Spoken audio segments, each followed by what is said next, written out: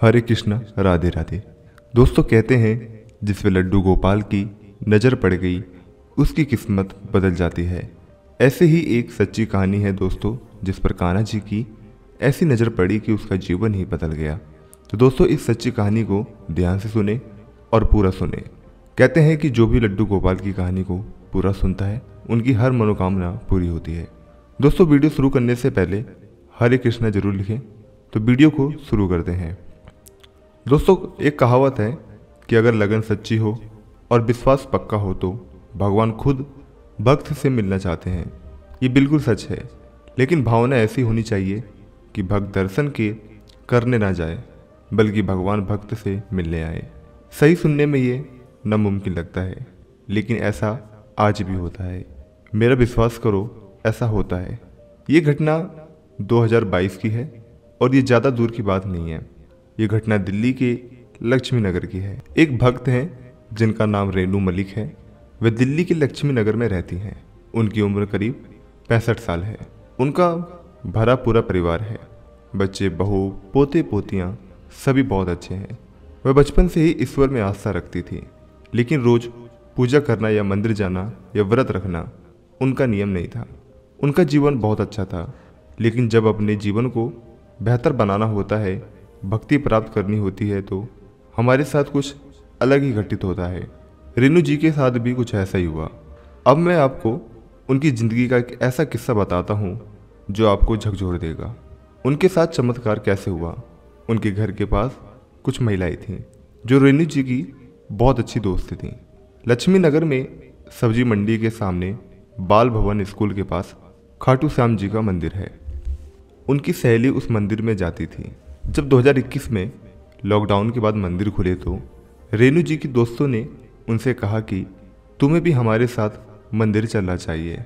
अब घर पर पड़े पड़े वे बहुत परेशान हो गई थीं, इसलिए उन्होंने सोचा कि ठीक है, मैं मंदिर जाऊंगी, मेरा मन थोड़ा शांत हो जाएगा।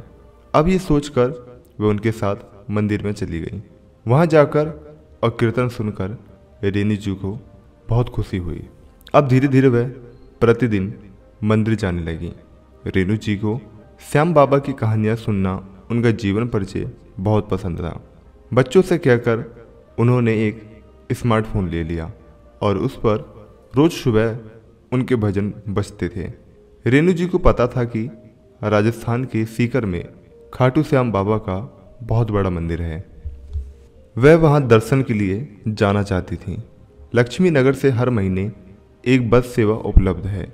खाटू श्याम जी मंदिर सीकर में सेवा के तौर पर लोगों को ले जाया जाता है। साल 2022 में रेनू जी और उनकी सहेलियों ने फागुन के मेले में खाटू श्याम जी के दर्शन करने का प्लान बनाया। रेनू जी खाटू श्याम जी मंदिर जाने और दर्शन के लिए बहुत उत्साहित थीं। वह श्याम बाबा को भेंट करने के लिए मोर की छड़ी ले गईं और इसके साथ ही काजू बादाम का एक विशाल कांथा भी अपने हाथों से बनाया। अब बस समय पर निकलती है। 13 मार्च को रविवार था और वो बस रात 9 बजे चली गई।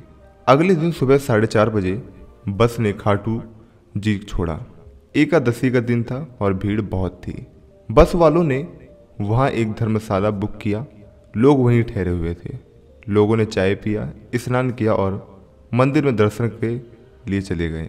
भीड़ से काफ़ी ज़्यादा बुरा हाल था, क्योंकि एक तो फागुन का मेला साल का सबसे बड़ा मेला होता है और दूसरी बात, अगर एकादशी के दर्शन होंगे तो भीड़ तो होगी ही।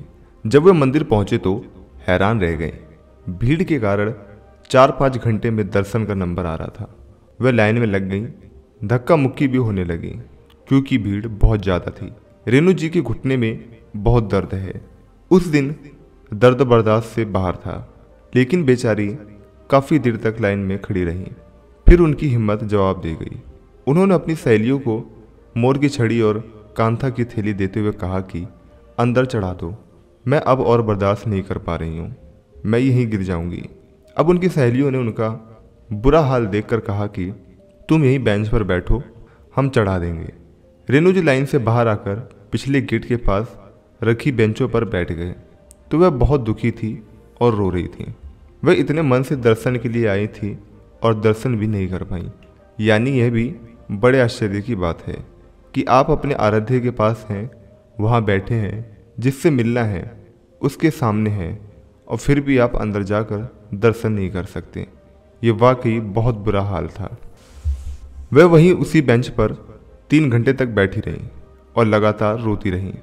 वह श्याम बाबा से लड़ती रहीं, उन्हें याद करती रहीं और कहा कि वैसे तो आप कभी दर्शन के लिए नहीं बुलाते, जब आप ऐसे बुलाए तो फिर दर्शन भी नहीं देना चाहते। आप क्या चाहते हैं, मुझे दर्शन देना है या नहीं देना है? आप जानते हैं कि मुझे भक्ति नहीं आती, मुझे आपके भजन गाने नहीं आते, मैं आपके अन्य भक्तों की भांति आपकी सेवा करने में भी समर्थ नहीं हूँ।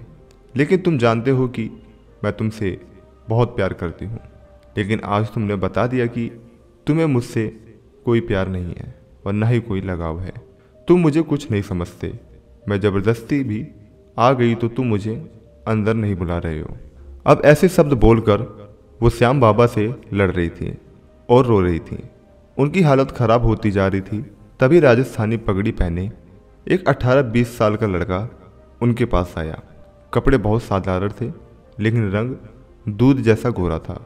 उन्होंने रेणु जी को गिफ्ट बैग उनके हाथ में पकड़ते हुए कहा कि ये वहीं पड़ा था, हो सकता है कि आपकी बस की कुछ महिलाएं इसे वहीं छोड़ गई हों।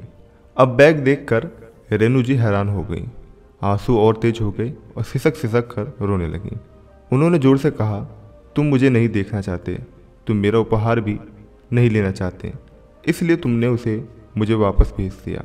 रेणु जी खड़ी हो गई और अपने दोस्तों को लाइन में देखने की कोशिश की, लेकिन वह उनमें से किसी को नहीं देख सकी और उसे इस बात की अधिक चिंता होने लगी कि सब कहाँ चले गए और ये थैला कैसे यहाँ पड़ा हुआ है। उस लड़के ने बड़े प्यार से रेणु जी से कहा कि आप क्यों रो रहे हैं, क्यों परेशान हैं। अब रेणु जी उन पर गुस्से से बरस पड़े। वह पूरी तरह फूट कर बाहर आ गया, क्योंकि वे अंदर से गुस्से से भरी थी। रेणु जी उनसे लगातार बातें कर रही थी। पता नहीं खाटू श्याम जी यहाँ क्या सोचकर मेरे साथ ऐसा कर रहे हैं। मैं ऐसी ही आई हूँ, न जाने क्या क्या बातें बोली। वह लड़का रेणु जी की बात सुनता रहा, फिर प्यार से बोला, आप शांत हो जाइए, मेरे साथ आइए। अब वह लड़का रेणु जी को पीछे की तरफ से ले गया। न जाने कहाँ से संकरी गलियों से होते हुए वह मंदिर के अंदर आ गए। वहाँ से निकलकर छोटी छोटी सीढ़ियों से होते हुए सीधे मंदिर परिसर में आए। रेणु जी को बहुत आश्चर्य हुआ कि उन्हें कुछ समझ नहीं आ रहा था कि उनकी सोचने समझने की शक्ति बिल्कुल काम नहीं कर रही थी।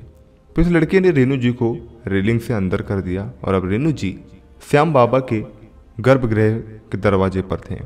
एक हाथ की दूसरे तक उत्सव के कारण भक्तों का शोर सुनाई दे रहा था। वहां बैठकर रेणु जी ने अद्भुत दर्शन किए और साथ लाए मोर पंख और कंथा भेंट किया। वहां मौजूद महाराज जी ने घूंघट करके श्याम बाबा को वह कंथा भी पहनाया। वह बेहद हैंडसम लग रहे थे। रेणु जी बहुत खुश थे। क्यों नहीं, ये एक सपने के सच होने जैसा था। जब वह बाहर आई तो उन्होंने लड़की की तलाश की, लेकिन वह कहीं नहीं मिला। अब रेणु जी ने उन्हें बहुत खोजा, लेकिन वह लड़का कहीं नहीं मिला। वह क्या करती हैं? अब वह खुशी खुशी मंदिर से बाहर आ गई। उनके दोस्त अभी भी लाइन में थे। वह धीरे धीरे बाहर आई और वहीं पेड़ के नीचे बैठ गई। लगभग 1 घंटे के बाद उनके साथ जो लोग थे, जो उनके दोस्त थे, वो आए और सभी आश्चर्यचकित थे कि रेणु जी मंदिर से कैसे चले गए। उनकी सहेलियों ने बताया कि जब वे पानी पीने के लिए लाइन में से बाहर आए तो पता नहीं वह बैग कहाँ छूट गया। उन्होंने बहुत खोजा, लेकिन वह बैग उन्हें कहीं नहीं मिला। तब रेणु जी ने उन्हें उस लड़के के बारे में सब बताया तो सभी हैरान रह गए। जोर जोर से श्याम बाबा के जयकारे गूंज रहे थे और श्याम बाबा का यूं ही हारे का सहारा नहीं कहा जाता। जब रेणु जी हार गए तो श्याम बाबा ने उनका साथ दिया। अब बताओ किसका मन कहता है कि वह लड़का स्वयं हमारे श्याम बाबा थे, जो रेणु जी की समर्थन में आए थे। अब जल्दी से कमेंट करके लिखो, हारे का सहारा खाटू श्याम हमारा। तो दोस्तों, आशा करता हूँ कि आपको ये कहानी सुनकर काफ़ी अच्छा लगा होगा और नीचे कमेंट सेक्शन में हारे का सहारा बाबा श्याम हमारा कमेंट जरूर लिखें। और मैं चाहता हूँ कि श्री श्याम बाबा की कृपा, ये चमत्कार आपके और आपके परिवार के ऊपर बनी रहे। धन्यवाद।